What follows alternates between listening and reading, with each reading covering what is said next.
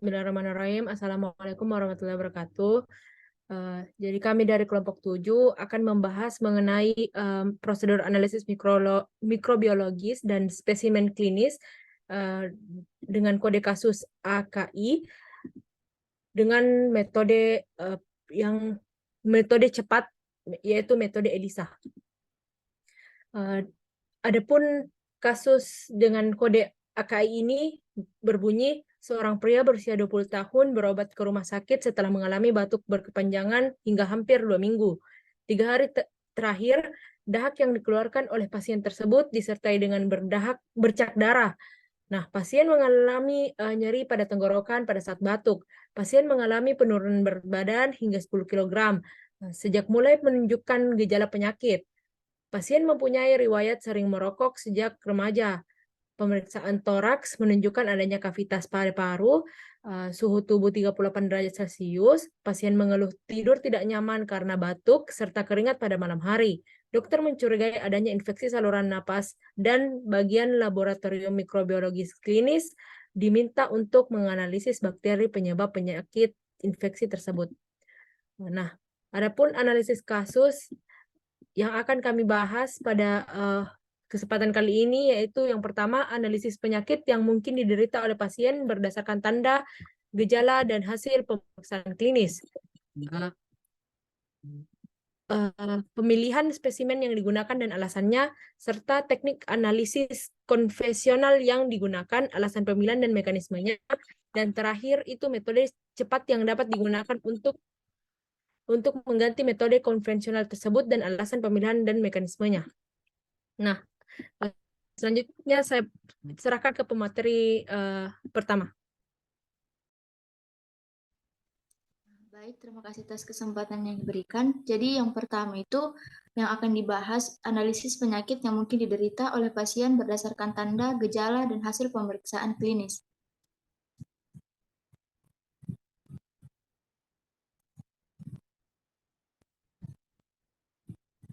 Nah, jadi berdasarkan gejala yang dialami pasien, hasil analisis sementara menunjukkan bahwa pasien menderita tuberkulosis atau TB paru. Nah, tuberkulosis atau TB paru adalah penyakit menular yang disebabkan oleh bakteri Mycobacterium tuberculosis atau MTB dan ditandai dengan pembentukan tuberkal dan nekrosis gaseosa pada jaringan paru-paru.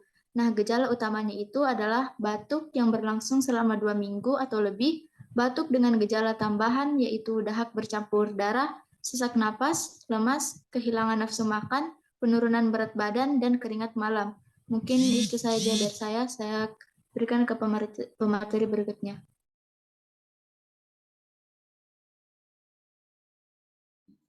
Baik, pada kesempatan kali ini yang akan dibahas yaitu pemilihan spesimen dan apa alasan pemilihan spesimen tersebut. Next. Nah, gejala utama pasien tersebut yaitu pasien yang berusia 20 tahun mengalami batuk kurang lebih 2 minggu dan selama 3 hari terakhir terdapat dahak yang dikeluarkan oleh pasien dan dahak tersebut dengan bercak darah. Gejala utama selain itu, gejalanya juga terdapat mengalami penurunan berat badan hingga 10 kg dan juga mengalami keringat pada malam hari yang membuat pasien tidak nyaman. Sehingga alasan dipilihnya dahak sebagai spesimen agar mengidentifikasi bakteri, virus, ataupun jamur yang menjadi penyebab infeksi yang dialami pasien. Baik, terima kasih. Saya serahkan ke pemateri selanjutnya. Baik, nah berikutnya pemeriksaan dahak berfungsi untuk menegakkan diagnosis, menilai keberhasilan pengobatan, dan menentukan potensi penularan. Pemeriksaan dahak juga untuk penegakan diagnosis pada semua suspek tuberkulosis dilakukan dengan mengumpulkan 3 spesimen dahak yang dikumpulkan dalam 2 hari kunjungan, berurutan berupa dahak sewaktu pagi sewaktu. Berikutnya yang kami rekomendasikan untuk tes ini adalah tes pewarnaan BTA. Sampel akan dioleskan pada kaca objek untuk selanjutnya diwarnai, dipanaskan, dan disiram dengan larutan asam. Di bawah mikroskop, petugas laboratorium akan mengamati perubahan warna sampel tersebut dan hasil tesnya akan keluar setelah 1 atau 2 hari. Pada hasil positif, sampel pasien, maka pasien dinyatakan terinfeksi tuberkulosis. Sekian dari saya serahkan kepada pemateri berikutnya.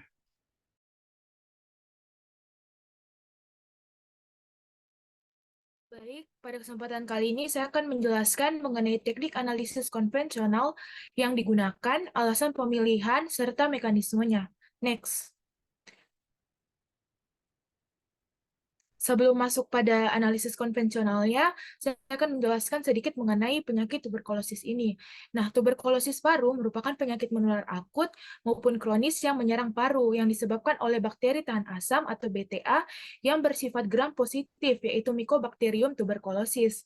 Nah, bakteri Mycobacterium tuberculosis ini berbentuk batang, lurus dan lengkung, berukuran dengan lebar 0,3 sampai 0,6 mikrometer dan panjangnya 1 sampai 4 mikrometer. Bakteri ini ada yang tunggal dan berkelompok, bersifat non-motil, tidak membentuk spora ataupun kapsul. Nah, adapun teknik analisis konvensional yang digunakan adalah kultur BTA atau bakteri tahan asam. Kultur BTA ini bertujuan untuk memantau hasil pengobatan dalam menentukan potensi penularan dan menegakkan diagnosis tuberkulosis atau penyakit pada paru-paru yang disebabkan oleh bakteri Mycobacterium tuberculosis.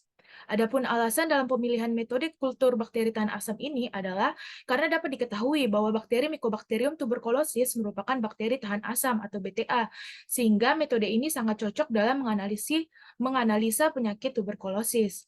Sputum yang diperiksa dalam sentrifugasi dengan penambahan natrium hidroksida 4% mempunyai kemampuan sebagai mukolitik atau pengencer dahak, sehingga dapat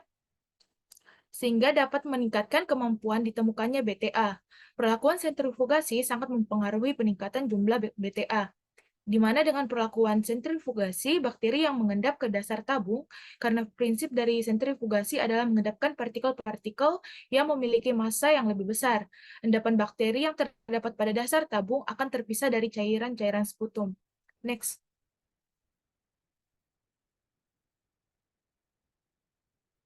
Nah, kultur BTA dilakukan dengan sputumnya diinokulasi pada sampel media Lowenstein-Jansen dan diinkubasi pada suhu 37 derajat Celcius selama 24 jam. Kemudian, apabila didapati pertumbuhan koloni, maka pemeriksaan selanjutnya dilakukan, yaitu dengan pengecetan sel Nielsen. Kemudian, BTA berbentuk batang merah yang sekelilingnya berwarna biru. Kemudian dilakukan lagi inokulasi ulang agar diperoleh koloni murni dari bakteri. Selanjutnya dilakukan uji biokimia yang dilakukan untuk menentukan spesies dari bakteri tersebut, yaitu uji sulfur, indol motility, katalase, oksidasi, dan fluid tioglikolat medium. Selanjutnya, uji lanjutan yang terakhir dilakukan berupa sensitivitas antibiotik. Mungkin itu materi dari saya. Apabila ada kesalahan kata, mohon dimaafkan. Terima kasih. Baik, materi yang selanjutnya itu metode cepat yang dapat digunakan untuk mengganti metode konvensional dan alasan pemilihan serta mekanismenya. Sebelum masuk ke mekanisme dari metode cepat yang digunakan, kita harus mengetahui dulu apa alasan pemilihan metode cepat ini. Jadi sebenarnya terdapat beberapa metode cepat yang dapat digunakan sebagai alternatif mengganti metode konvensional. Salah satu yang digunakan di sini yaitu metode ELISA. Metode ELISA ini merupakan salah satu metode yang selama ini banyak digunakan untuk deteksi antibodi berdasarkan prinsip ikatan antigen-antibodi spesifik, di mana aplikasi metode ini digunakan untuk screening maupun konfirmasi diagnosa suatu penyakit. Adapun alasan pemilihan dari metode ELISA ini karena deteksi dari metode ini lebih cepat dan lebih sensitif dibandingkan dengan metode lain dan juga cepat dibandingkan dalam pemeriksaan parasitologis. Terima kasih, mungkin hanya itu materi dari saya persilakan ke pemateri selanjutnya.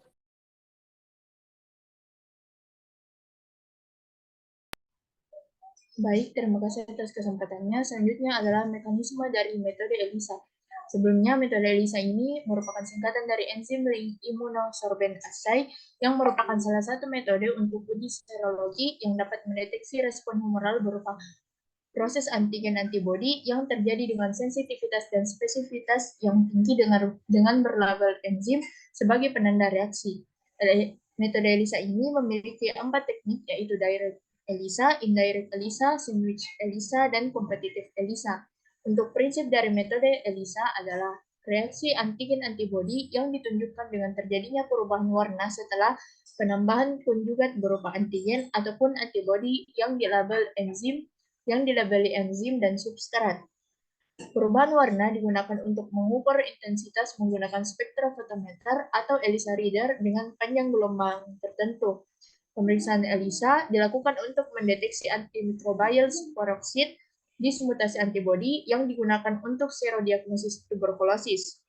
Superoksid dismutase ini merupakan sekretori protein dari MTB dengan pendekatan dasar untuk diagnosis tuberkulosis, yaitu dengan teknik direct atau teknik langsung dengan menilai MTB secara mikroskopis, diakan kuman dan serologi, atau teknik indirect atau teknik yang tidak langsung untuk menilai respon imun penderita tuberkulosis.